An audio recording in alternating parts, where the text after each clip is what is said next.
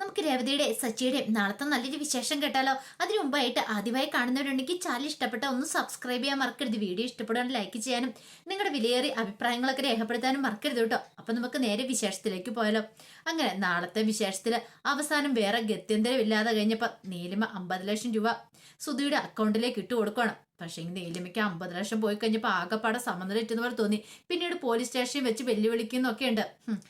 നിന്നെ ഞാൻ പിടിച്ചോളാടാ, എപ്പോഴെങ്കിലും എന്റെ കൈ കിട്ടുമെന്നൊക്കെ പറയണം. പക്ഷെ ശ്രുതിയും വിട്ടുകൊടുക്കാനായിട്ട് ഉദ്ദേശിച്ചിട്ടുണ്ടായിരുന്നില്ല. പിന്നീട് ശ്രുതി പറഞ്ഞു, ഇത്രയും കാലം 50 ലക്ഷം രൂപ നീ കൈ വെച്ചോ പോരാ, എന്നിട്ടിപ്പോ നീ വലിയ ആള് കളിക്കണം എന്നൊക്കെ പറയണം. 50 ലക്ഷം മാത്രമല്ല, അതിന്റെ പലിശ ചേർത്തും കൂടെ വാങ്ങിയിട്ടുണ്ടായിരുന്നു. ശ്രുതിക്കാണെങ്കിൽ ലോട്ടറി അടിച്ച മട്ടായിരുന്നു. ഒരിക്കലും കിട്ടില്ല എന്ന പ്രതീക്ഷിച്ച പണമാണ്. അങ്ങനെ അപ്രതീക്ഷിതമായിട്ട് ആ പണം കിട്ടിയിരിക്കുന്നത്. അതിലെല്ലാം കാരണക്കാരി ശ്രുതിയാണ്. ശ്രുതി ഇല്ലായിരുന്നെങ്കിൽ തനിക്ക് പണം പോലും ഇവിടെ കിട്ടില്ലായിരുന്നു. അവള് കണ്ടതുകൊണ്ട് മാത്രമാണ്. നീലിമേ അല്ലായിരുന്നെങ്കിൽ അവള് നാളെ കാനഡയ്ക്ക് പോയാനും. അതൊക്കെ ഓർത്ത് കഴിഞ്ഞപ്പോൾ ശ്രുതിക്ക് ഭയങ്കര സന്തോഷമായി. പിന്നീട് അവര് പോലീസ് സ്റ്റേഷനിൽ നിന്ന് ഇറങ്ങി പോവാണ്. ആ സമയത്ത് സച്ചിൻ രേവതിയും കൂടെ ട്രാഫിക് എസ്ഐയുടെ മുന്നിലേക്ക് വന്നു. കൃത്യസമയത്ത് തന്നെ ട്രാഫിക് എസ്ഐ വന്നേ. അങ്ങനെ വന്നു കഴിഞ്ഞപ്പോൾ അങ്ങോട്ടേക്ക് പോയതുകൊണ്ട് അവർ തമ്മിൽ കണ്ടുമുട്ടിയില്ല. ശ്രുതിയായിട്ടോ സച്ചിൻ രേവതിയായിട്ടോ കണ്ടുമുട്ടിയില്ല. അങ്ങനെ ചെന്ന് കഴിഞ്ഞപ്പോൾ എസ് ഐ ചോദിച്ചു, അല്ല നിനക്കറിയാൻ മേലായിരുന്നോ നോ പാർക്കിംഗ് ബോർഡിന് അവിടെ കൊണ്ടേ സ്കൂട്ടി പാർക്ക് ചെയ്യാൻ നിങ്ങളോട് ആരാ പറഞ്ഞു നിൽക്കുക? അയ്യോ ആ സാറേ, ഞാൻ പൂവുണ്ട കൊടുക്കാനുള്ള ധൃതിയുടെ സമയത്ത് അങ്ങോട്ട് പോയതാ. പെട്ടെന്ന് ഞാൻ ശ്രദ്ധിച്ചില്ല എന്ന് പറയണം. അത് കൊള്ളാം. അങ്ങനെയാണെങ്കിൽ നിങ്ങൾക്ക് പിന്നെ ഇടയ്ക്കിടയ്ക്ക് ഇവിടെ വരേണ്ടതായിട്ട് വരുമെന്ന് പറയണം. അയ്യോ അങ്ങനൊന്നും പറയില്ല സാറേ എന്ന് പറയാ. ഇനി ഞാൻ എന്താണെങ്കിലും നോ പാർക്കിംഗ് ഏരിയയുടെ വശത്തോടെ നടന്നു പോലും പോകത്തില്ല എന്ന് പറയണം. ഞാൻ എതിരോടെ എൻ്റെ സൈഡ് മാറി പൊക്കോളാം സാറേ, എൻ്റെ സ്കൂട്ടി എങ്ങനെയും തരണം എന്നൊക്കെ പറയണം. ശരി ആയിക്കോട്ടെ. അല്ല എവിടെയാ ഫൈൻ അടയ്ക്കുന്നത്, കോർട്ടിലാണോ അതോ ഇവിടെയാണെന്ന് ചോദിക്കാം. പെട്ടെന്ന് സച്ചു പറഞ്ഞു, ഇവിടെ അടച്ചോളാം സാറെന്ന് പറയണം. അങ്ങനെയാണെങ്കിൽ ഒരു 500 രൂപ ഫൈൻ അടയ്ക്കാൻ പറയണം. രേവതി 500 രൂപയോ? എന്താ സാർ ഈ പറയുന്നത്? 500 രൂപ ഫൈൻ അടയ്ക്കണം. എന്നാ ഒരു കാര്യം ചെയ്യാം, ഇവിടെ അടയ്ക്കേണ്ട, കോർട്ടിൽ കൊണ്ട് അടച്ചോളാം പറയാം. പെട്ടെന്ന് സച്ചു പറഞ്ഞു, സാറേ 500 രൂപ തരാന്ന് പറയണം. പിന്നീട് രേവതി പറഞ്ഞു, ഒന്നും മിണ്ടാതിരിക്കുക, 500 എങ്കിലും കൊടുത്ത് എങ്ങനെയായാലും സ്കൂട്ടി എടുത്തുകൊണ്ട് പോകാനായിട്ടാ സച്ചി ശ്രമിക്കുന്നത്. അങ്ങനെ ഫൈനൊക്കെ അടച്ചു കഴിഞ്ഞപ്പോഴത്തേനും താക്കോൽ എടുത്തിട്ട് പറഞ്ഞു, ഇനി എടുത്തോണ്ട് പോയിക്കോളാൻ പറയണം. രേവതിക്ക് സന്തോഷമായി. അങ്ങനെ വന്ന് പുറത്തേക്ക് വന്ന് ഇറങ്ങിയപ്പോൾ സച്ചി പറഞ്ഞു, അതെ ഇനി ഇങ്ങനത്തെ പരിപാടികളൊന്നും കാണിച്ചു വെച്ചേക്കല്ല, അറിയാലോ. എപ്പോഴും കൊണ്ടുപോയി നോ പാർക്കിംഗ് ഏരിയ കൊണ്ടുപോയി ഇങ്ങനെ വെച്ചിട്ടുണ്ടെങ്കിൽ ഇനിയിപ്പോൾ ഈ പൂ വിറ്റ് കിട്ടുന്ന കാശ് ഫൈൻ അടിക്കാൻ മാത്രമേ കാണത്തുള്ളൂ എന്ന് പറയാം. സച്ചേട്ടാ ഇങ്ങനൊന്നും പറയരുത്, ഒരബദ്ധം പറ്റിയെന്നുള്ളൂ, ഇനി അങ്ങനെ ഒന്നും പറ്റത്തില്ല, ഞാൻ നോക്കിക്കോളാം എന്നൊക്കെ പറയണം. നോക്കിയാൽ അവനവന് കൊള്ളാം. എപ്പോഴും ഞാൻ ഇങ്ങനെ വരത്തില്ല എന്ന് പറയുവാണ്. ഇത് കേട്ട് കഴിഞ്ഞപ്പോൾ രേവതി പറഞ്ഞു, ശരി ആയിക്കോട്ടെ എന്നൊക്കെ പറയണം. അങ്ങനെ അവർ സന്തോഷത്തോടെ അങ്ങോട്ട് പോവാണ്. ആ സമയത്ത് ശ്രുതിയും കൂടെ നേരെ പോകുന്ന ഒരു റെസ്റ്റോറൻറ്റിലേക്കാണ്. അവിടെ പോയിട്ട് ശ്രുതിക്ക് ഐസ്ക്രീം ഒക്കെ വാങ്ങിച്ചു കൊടുക്കുന്നുണ്ട്. നോയമ്പാണ്, നോയമ്പിനെ വ്രതമെടുത്തിരിക്കണം. അതൊന്നും നോക്കിയില്ല ശ്രുതി, കാരണം നല്ലൊരു സമയം വന്നിരിക്കുകയല്ലേ. 50 ലക്ഷം രൂപയാണ് ഇവള് കാരണം തനിക്ക് കിട്ടിയിരിക്കുന്നത്. പിന്നീട് ശ്രുതിയോട് പറഞ്ഞു, ആ കൈ ഇങ്ങോട്ട് കൊണ്ടുവരാൻ പറയണേ. അതെന്തിനാ? ആ കൈ ഇങ്ങോട്ട് മേടിച്ചു. പിന്നീട് ആ കയ്യിലേക്ക് ഒരു ഉമ്മ കൊടുക്കുകയാണ്. ഇത്രയെങ്കിലും ഞാൻ തരണ്ടേന്ന് ചോദിക്കാം. ഇത് കേട്ടപ്പോൾ ശ്രുതി പറഞ്ഞു, ഇത് ആൾക്കാരൊക്കെ നോക്കുന്നുണ്ടെന്ന് പറയാം. അതിനിപ്പോൾ എന്താ, എൻ്റെ ഭാര്യ കഴിഞ്ഞല്ല ഞാനൊരു ഉമ്മ വച്ചേ. പിന്നീട് പറഞ്ഞു, ശരിക്കും പറഞ്ഞാൽ നീ ആ സമയത്ത് അവളെ കണ്ടില്ലായിരുന്നെങ്കിൽ ഞാൻ എന്ത് ചെയ്തേനെന്ന് ചോദിക്കാം.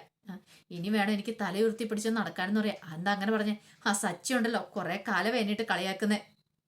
അച്ഛൻ്റെ പണം കൊണ്ടുപോയി ഞാൻ നശിപ്പിച്ചു, വല്ല പെണ്ണുങ്ങൾക്ക് കൊണ്ട് കൊടുത്തതും പറഞ്ഞുകൊണ്ട് കുറെ കാലമായി ഞാനിങ്ങനെ അപമാനം കൊണ്ട് തല കുനിച്ചു പിടിച്ച് നടക്കുന്നു. അവൻ്റെ മുന്നിലൊന്ന് ഞെളിഞ്ഞിരിക്കണം. ഈ പണം കൊണ്ടേ കൊടുത്തിട്ട് അച്ഛനും കൊണ്ടേ കൊടുത്തിട്ട് എനിക്ക് പറയണം, ഞാൻ 1 രൂപ പോലും ഞാൻ ചിലവാക്കി കളഞ്ഞിട്ടില്ല അനാവശ്യമായിട്ട് കളഞ്ഞിട്ടില്ല എന്നൊക്കെ പറയണമെന്ന് പറയാം. അത് കേട്ടപ്പോൾ ശ്രുതി ചോദിച്ചു, അല്ല ഞാൻ ഒരു കാര്യം ചോദിച്ചോട്ടെ, 3-4 ഡിഗ്രി ഒക്കെ ഉണ്ടെന്ന് പറയുന്നത് വെറുതെ അല്ല ശ്രുതിക്കെന്ന് ചോദിക്കുക. എന്താ അങ്ങനെ പറഞ്ഞേ? അല്ല ഇത്രയെങ്കിലും തലയ്ക്കകത്ത് ബോധം വിവരം ഉണ്ടായിരുന്നെങ്കിൽ ഇപ്പൊ ഇങ്ങനെ പറയുമെന്ന് ചോദിക്കുകയാണ്. എന്തായാലും ഇത്രയും കാലം അപമാനം സഹിച്ചില്ലേ, ഒന്നുമല്ലേലും കുറച്ചാളായാലേ ഇത് തുടങ്ങിയിട്ട്. സച്ചി ഇങ്ങനെ പറയും, ശ്രുതി അത് കേൾക്കുകയും ചെയ്യും. ഇനിയിപ്പോൾ കുറച്ചാളും കൂടെ എങ്ങനെ കേട്ടാൽ എന്താ കുഴപ്പമിരിക്കണമെന്ന് നിൽക്കുക. അല്ല ശ്രുതി എനിക്കൊന്നും മനസ്സിലായില്ല, നീ എന്താ ഉദ്ദേശമെന്ന് ചോദിക്കും. അത് വേറൊന്നും അല്ല ശ്രുതി, ഇപ്പൊ കിട്ടിയേക്കുന്ന 50 ലക്ഷം ഉണ്ടല്ലോ, ആ 50 ലക്ഷം അങ്ങോട്ടേക്ക് കൊടുത്തിട്ടുണ്ട്. എങ്ങനെ ശരിയാവുന്നേ? ശ്രുതിക്ക് കാനഡയ്ക്ക് പോകണ്ടേ, ബിസിനസ്സും കാര്യങ്ങളൊക്കെ തുടങ്ങണ്ടേ? അങ്ങനെ 100 ലക്ഷങ്ങളൊക്കെ അല്ലേ ഉള്ളതെന്ന് ചോദിക്കുകയാണ്. ഇപ്പൊ കാനഡയ്ക്ക് പോകണേ കുഴപ്പമില്ല, അവിടെ ചെന്ന് ജോലിയും കാര്യങ്ങളൊക്കെ ഉണ്ട്. അല്ലെങ്കിൽ പിന്നെ നമുക്ക് ഇവിടെ സ്വന്തമായിട്ട് ബിസിനസ് എങ്കിലും തുടങ്ങാം. ഈ പൈസ ഇപ്പൊ കൊടുത്തിട്ടുണ്ട്, അത് ശരിയാവോ? അത് കേട്ടപ്പോൾ ശ്രുതി പറഞ്ഞു, അത് ശരിയാണല്ലോ എന്ന് പറയണം. ഇത് കേട്ടപ്പോൾ ശ്രുതി പറഞ്ഞു, അതാ ബുദ്ധി നമ്മൾ പ്രയോഗിക്കണം എന്ന് പറഞ്ഞാൽ ഇപ്പൊ ഈ പണം കൊടുക്കണ്ട, ഇപ്പൊ ഈ പണം കൊടുത്താൽ ശരിയാകത്തില്ല. അതിന് പകരം എന്ത് ചെയ്യണം, ആ കാനഡയിലുള്ള ആ ജോലിയുടെ കാര്യം നോക്കണമെന്ന് പറയണം. അത് കേട്ടപ്പം ഒരു നിമിഷം ആലോചിച്ചിട്ട് ശ്രുതി പറഞ്ഞു, അതൊക്കെ ശരി തന്നെയാ, പക്ഷെ നിന്നെ ഇട്ടിട്ട് പോകുന്ന കാര്യം ഓർക്കുമ്പോൾ എനിക്ക് ഭയങ്കര വിഷമമുണ്ടെന്ന് പറയാം. ഇതാ അപ്പം നന്നായത്, എന്റെ കാര്യം ഓർത്തിട്ട് ശ്രുതി വിഷമിക്കൊന്നും വേണ്ട. ശ്രുതി പോയി അവിടെ ഒന്ന് പച്ച പിടിച്ച് ചെയ്യുമ്പം എന്നെ കൂടെ അങ്ങോട്ട് കൊണ്ടുപോയാൽ മതി, പിന്നെ ഞാനും ഇവിടെ നിന്നോളാം, അപ്പം പ്രശ്നമൊന്നും ഇല്ലോന്ന് പറയാം. ആ അത് കൊള്ളാം, അത് നല്ല ഐഡിയ എന്ന് പറയണം. പിന്നീട് പറഞ്ഞു ഒരു കാര്യം ചെയ്യാം, വീട്ടിൽ ഇപ്പം ഈ പണത്തിൻ്റെ കാര്യം ഇങ്ങനെ പറയണ്ട, നീലിമ തന്നെന്ന് പറയണ്ടെന്ന് പറയണം. പിന്നെ ശ്രുതി ചോദിച്ചു പിന്നെ എന്താ ചെയ്യേണ്ടതെന്ന് ചോദിക്കണം. ഒരു കാര്യം ചെയ്യാം, എൻ്റെ അച്ഛൻ അയച്ചു തന്ന പണം എന്ന് പറയാമെന്ന് പറയണം. 25 ലക്ഷം രൂപ എൻ്റെ അച്ഛൻ അയച്ചു തന്നു എന്ന് പറഞ്ഞാൽ മതി എന്ന് പറയണം.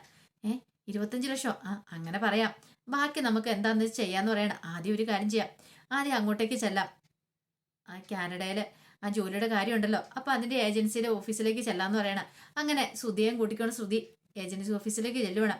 അവിടെ ചെന്ന് കഴിഞ്ഞപ്പോഴത്തേനും ശ്രുതി കയറി ചെന്ന് അവിടുത്തെ ഓഫീസറുടെ കാര്യങ്ങളൊക്കെ പറയണം. കഴിഞ്ഞ ദിവസം 14 ലക്ഷം രൂപ അടയ്ക്കാൻ പറഞ്ഞിട്ടുണ്ടായിരുന്നു ജോലിയുടെ കാര്യത്തിന് വേണ്ടിയിട്ട്, ആ പണം ഉണ്ടായിക്കൊണ്ട് വന്നേന്ന് പറയണം. അത് കേട്ട് കഴിഞ്ഞപ്പോഴത്തേനും അവിടുത്തെ മാനേജർ പറഞ്ഞു, അതെ ആ ജോലിക്ക് ആളായി പോയല്ലോ എന്ന് പറയണം. ഇന്ന് അയാൾ കൊണ്ടുവന്ന് പണവും അടച്ചിട്ട് അയാൾ പോയല്ലോ എന്ന് പറയണം. അത് കേട്ടപ്പോൾ ശ്രുതി ഒന്ന് ഞെട്ടി. അയ്യോ അപ്പം ഇനി എന്ത് ചെയ്യും സാറിന് ചോദിക്കുകയാണ്. ഇനിയിപ്പോൾ എന്താണെങ്കിലും ഉടനെ ഒന്നും ജോബ് വേക്കൻസി ഒന്നും വരുന്നില്ല കാനഡയിൽ എന്ന് പറയണം. പിന്നീട് ശ്രുതിയുടെ സർട്ടിഫിക്കറ്റ് ഒക്കെ ഒന്നുകൂടെ മേടിച്ച് നോക്കണം. എന്നിട്ട് നോക്കിയിട്ട് പറഞ്ഞു ഇനിയിപ്പോൾ തനിക്ക് കാനഡയ്ക്ക് ഈ ജോലിക്ക് പോകാൻ പറ്റില്ലെന്ന് പറയാം. അതെന്താ, താൻ ഇപ്പം തന്നെ ഏജ് ഓവറായി, ഇനിയിപ്പോൾ തനിക്ക് പറ്റില്ല എന്ന് പറയാം. അത് കേട്ടപ്പോൾ ശ്രുതിക്ക് ആകെപ്പാടെ വിഷമമായിരുന്നു. കാരണം കുറച്ച് മുമ്പ് അങ്ങനെ പണം കൊണ്ട് വന്നായിരുന്നെങ്കിൽ തനിക്ക് ഈ ജോലി കിട്ടിയാനാ, പക്ഷെ കുറച്ച് താമസിച്ചു പോയി, എന്ത് ചെയ്യാൻ പറ്റും. പിന്നീട് ശ്രുതി പറഞ്ഞു സാരമില്ല വരാനും പറഞ്ഞുകൊണ്ട് ശ്രുതിയെയും വിളിച്ചുകൊണ്ട് അങ്ങോട്ടേക്ക് പോവാണ്. പോകുന്ന വഴിക്ക് ശ്രുതി പറഞ്ഞു ഒരു കാര്യം ചെയ്യാം, നമുക്ക് ബിസിനസ് തുടങ്ങാന്ന് പറയണം. ബിസിനസ്സോ? അതെ, ശ്രുതിക്ക് ഇഷ്ടമുള്ള ബിസിനസ് തുടങ്ങുക, അങ്ങനെയാണെങ്കിൽ കുഴപ്പമില്ല. ആ ബിസിനസ് തുടങ്ങി അതിനകത്തുനിന്ന് കിട്ടുന്ന ലാഭം ഉണ്ടല്ലോ അതെടുത്ത് അച്ഛൻ്റെ കടം വീട്ടിയാൽ പോരെ, അപ്പൊ പിന്നെ കുഴപ്പമില്ലോ എന്ന് പറയാം. അത് കേട്ടുകഴിഞ്ഞപ്പം ഒരാശ്വാസമൊക്കെ തോന്നി ശ്രുതിയുടെ മനസ്സിൽ. ശരിയാ, അതൊരു നല്ല ആശയം തന്നെയാ. ആദ്യം 25 ലക്ഷം രൂപ എൻ്റെ വീട്ടിൽ നിന്ന് അച്ഛൻ തന്നു പറയാം, പിന്നെ ബാക്കി 25 ലക്ഷം രൂപ കൂടെ തരുമെന്ന് പറയാം. അതെങ്ങനെയുണ്ട് ഐഡിയ? അത് കൊള്ളാം, പക്ഷെ എങ്കിൽ പിടിക്കപ്പെടുമെന്ന് ചോദിക്കുക. എങ്ങനെ പിടിക്കപ്പെടാനൊന്നും പോകുന്നില്ല, ശ്രുതി ഒന്നും മിണ്ടായിരുന്നാൽ മതി എന്ന് പറയണം. അല്ലെങ്കിൽ തന്നെ ഇടയ്ക്കിടയ്ക്ക് ഇങ്ങനെ അമ്മ ഓരോന്നും ഇങ്ങനെ പറയുന്നുണ്ട്, പൈസ കിട്ടിയില്ലോ, എൻ്റെ അച്ഛൻ കൂടെ കൊണ്ട് തന്നില്ലോ എന്ന്. ഇനി അച്ഛന് ജയിലിൽ നിന്ന് ഇറങ്ങിയിട്ട് എപ്പോൾ പൈസ കിട്ടാനാ? അതൊന്നും കുഴപ്പമില്ല, ഇപ്പൊ തൽക്കാലത്തേക്ക് നമുക്ക് പിടിച്ചിപ്പായിട്ട് ഇതിങ്ങനെ ചെയ്തേ മതിയാവുള്ളൂ. അല്ലെങ്കിൽ ഇപ്പൊ ശ്രുതി സ്വന്തമായിട്ടൊരു ബിസിനസ് തുടങ്ങിയിട്ടുണ്ടെങ്കിൽ പണം എവിടുന്ന എന്നൊരു ചോദ്യം വരത്തില്ലേ?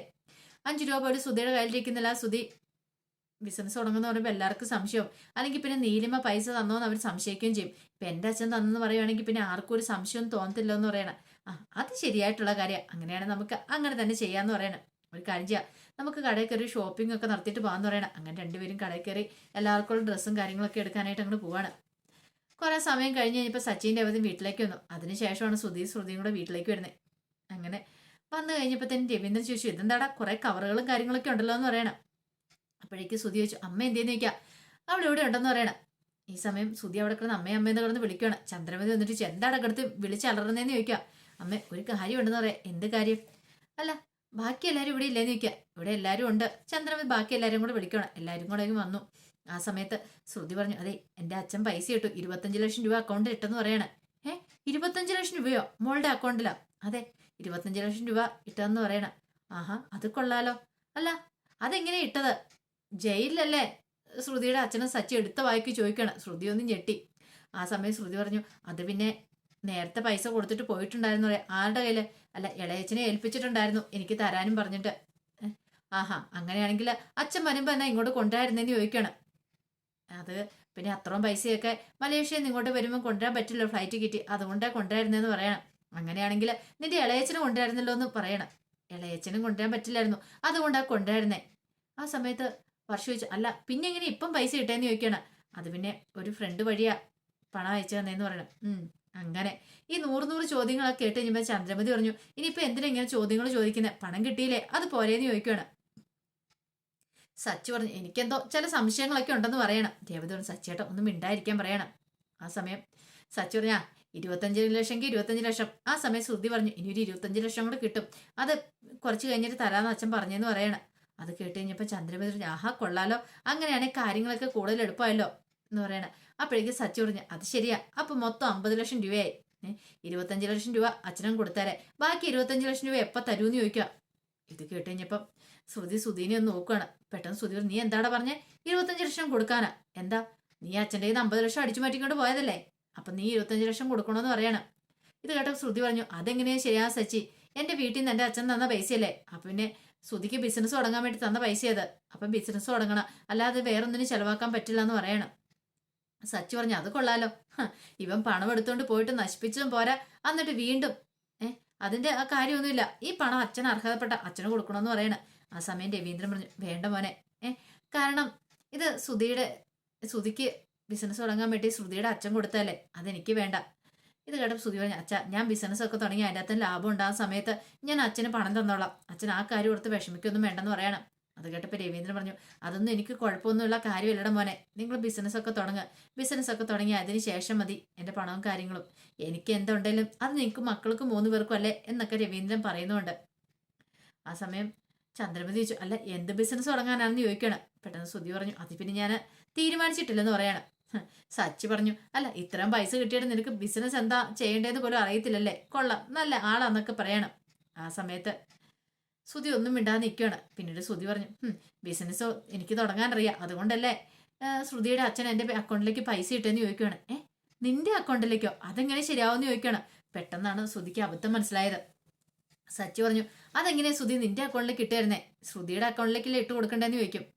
വർഷ പറഞ്ഞു, അത് ശരിയാണല്ലോ എന്ന് പറയണം. പെട്ടെന്ന് മനസ്സിലായി. ഈ സമയത്ത് ശ്രീകാന്തിനോട് സച്ചി ചോദിച്ചു, അല്ല ശ്രീകാന്തേ, വർഷയുടെ അച്ഛന് വർഷയ്ക്ക് പൈസ കൊടുക്കാൻ നിന്റെ കയ്യിലാണോ തരുന്നത് അതോ വർഷയുടെ കയ്യിലാണോ നിൽക്കും? അതിപ്പോ സംശയം എന്താ വർഷയുടെ കയ്യില്? രേവതിയോട് ചോദിച്ചു, നിനക്കോ നിന്റെ അമ്മ പൈസ തരണോ എൻ്റെ കയ്യിലാണോ തരുന്നത് നിന്റെ കയ്യിലാണോ? എൻ്റെ കയ്യിൽ തരും. അപ്പൊ പിന്നെ എന്തിനാ ശ്രുതിയുടെ അക്കൗണ്ടിലേക്ക് പൈസ ഇട്ട് കൊടുത്തേ? ശ്രുതിക്കല്ലേ കൊടുക്കണ്ടേ, ശ്രുതിയുടെ അച്ഛനല്ലേ, അപ്പൊ സ്വന്തം മോളുടെ അക്കൗണ്ടിലേക്കല്ലേ ഇട്ട് കൊടുക്കണ്ടേന്ന് ചോദിക്കണം. അത് കേട്ട് കഴിഞ്ഞപ്പോൾ ഞെട്ടിത്തെരിപ്പോടെ ഇങ്ങനെ നിൽക്കുകയാണ്. ശ്രുതി എന്ത് മറുപടിയാണ് പറയണമെന്ന് നടത്തില്ലാതെ നാക്കൊന്ന് പിഴച്ചു പോയതാണ്. അതിങ്ങനെ കുരിശാവുന്നൊന്നും വിചാരിച്ചില്ല. അപ്പൊ അതിന്റെ വിശേഷങ്ങളൊക്കെയാണ് കാണുന്നത്. ആ വിശേഷങ്ങൾക്കായി നമുക്ക് എല്ലാവർക്കും കാത്തിരിക്കാട്ടോ. ഒരിക്കൽ കൂടി എല്ലാവർക്കും ശുഭരാത്രി നേർന്നോട് നിർത്തുന്നു.